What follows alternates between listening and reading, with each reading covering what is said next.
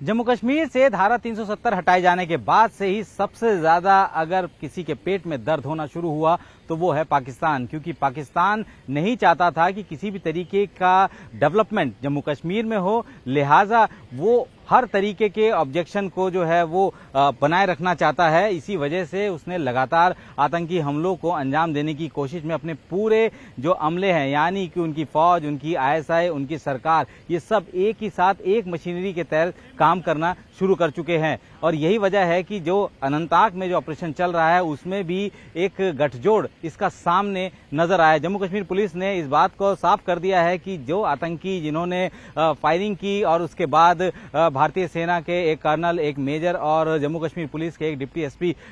शहीद हुए, उसके पीछे लश्कर का हाथ है। अब लश्कर का हाथ है, लश्कर ने ऑपरेशन किया, लश्कर ने इस घटना को अंजाम दिया, तो उसका श्रेय टीआरएफ को दे रहा है पीएएफएफ, यानी कि पीपल्स एंटी फासिस्ट फ्रंट। ये पीपल्स एंटी फासिस्ट फ्रंट जो है वो जैश ए मोहम्मद का एक शैडो ऑर्गेनाइजेशन है, तो टीआरएफ जो कि द रेजिस्टेंस फोर्स, ये लश्कर का एक शैडो ऑर्गेनाइजेशन है जो कि एक्टिवेट किया गया था साल 2019 में। क्यों एक्टिवेट किया गया था? क्योंकि उस वक्त पाकिस्तान ग्रे लिस्ट में था एफएटीएफ की, उसको चारों तरफ से फंडिंग बंद थी, लिहाजा उसने अपना नाम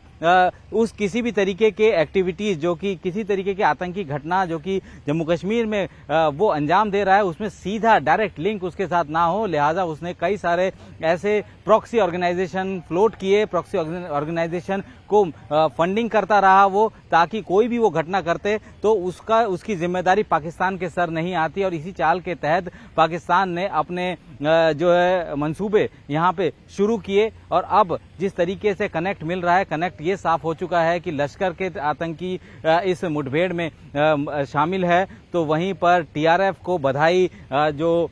दे रहा है वो पीपल्स एंटी फासिस्ट फ्रंट दे रहा है। तो जाहिर सी बात है कि लश्कर, जैश, ये सब एक साथ मिलकर इस तरीके की एक्टिविटी को अंजाम दे रहे हैं। पाकिस्तान की अगर स्थिति की बात करें तो पाकिस्तान में चुनाव होने हैं और ऐसे में उससे पहले जम्मू कश्मीर का मसला उनके लिए बहुत बड़ा मसला बन जाता है, लिहाजा वो किसी भी तरीके से कोशिश कर रहा है कि जम्मू कश्मीर में हालात फिर से खराब हो। जम्मू कश्मीर में भारत और पाकिस्तान के बीच में एलओसी पर साल 2021 में सीज फायर को दोबारा से स्थापित किया गया था और उसके बाद से किसी भी तरीके की सीज फायर वायलेशन की घटनाएं नहीं सामने आई है, लेकिन आतंकियों की घुसपैठ लगातार जारी है, कोशिशें लगातार जारी है, जिसको भारतीय सेना लगातार फॉइल भी करती रही है। कई टेररिस्टों को वहां पे घुसपैठ के दौरान ही मार गिराया गया। तो अभी फिलहाल स्थिति ये साफ है कि जितना भी आतंकी घटनाएं यहाँ पे हो रही है, नए आतंकी तंजीम जो यहाँ पे क्रिएट किए गए हैं और जिनको ये मैसेजिंग दिया गया है कि ये वैली के ही आतंकी संगठन है,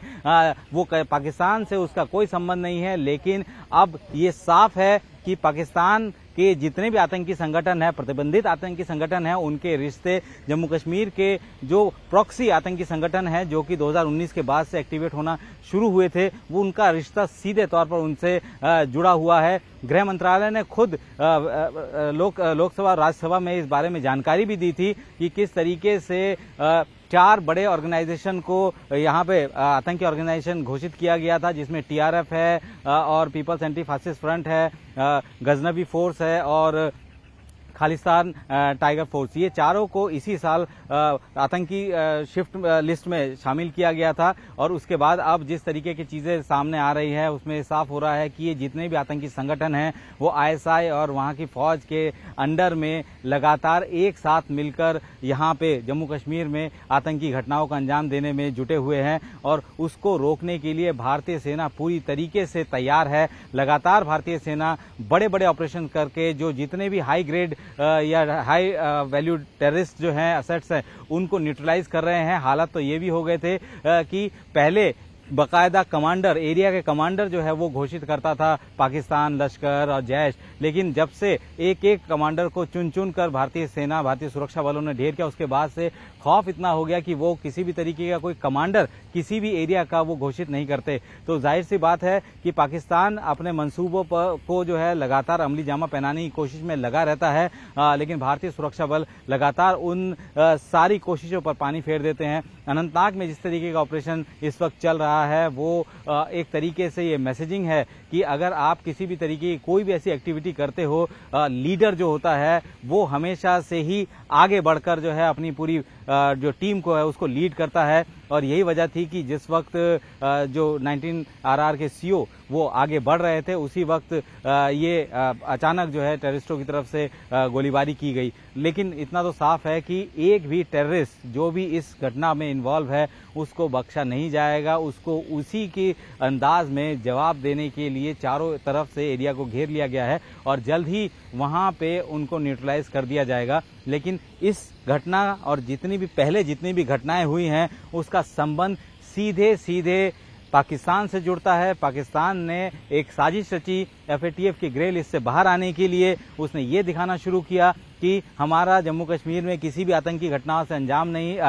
किसी संबंध नहीं है। कोई भी उनका जो आतंकी संगठन लश्कर या जैश वो किसी भी तरीके की एक्टिविटी नहीं कर रहे हैं। लेकिन असलियत ये थी कि एक प्रॉक्सी ऑर्गेनाइजेशन बनाकर यहाँ पे जम्मू कश्मीर में पाकिस्तान लगातार ऑपरेट कर रहा है और ऑपरेट करने की कोशिश भी कर रहा है। लगातार ये माहौल खराब करने की कोशिश कर रहा है जम्मू कश्मीर में। इस वक्त जिस तरीके की डेवलपमेंट हो रही है धारा 370 हटाए जाने के बाद से, तब वो जो है पाकिस्तान को रास नहीं आ रहा है। लिहाजा इस तरीके की घटनाओं को वो अंजाम देने की कोशिश में लगा रहता है। लेकिन इतना तो साफ है कि जितनी भी घटनाएं जम्मू कश्मीर में आतंकी घटनाएं हुई हैं पिछले कुछ सालों में 2019 के बाद से जितनी भी घटनाएं हुई हैं उसका सीधा संबंध पाकिस्तान से है।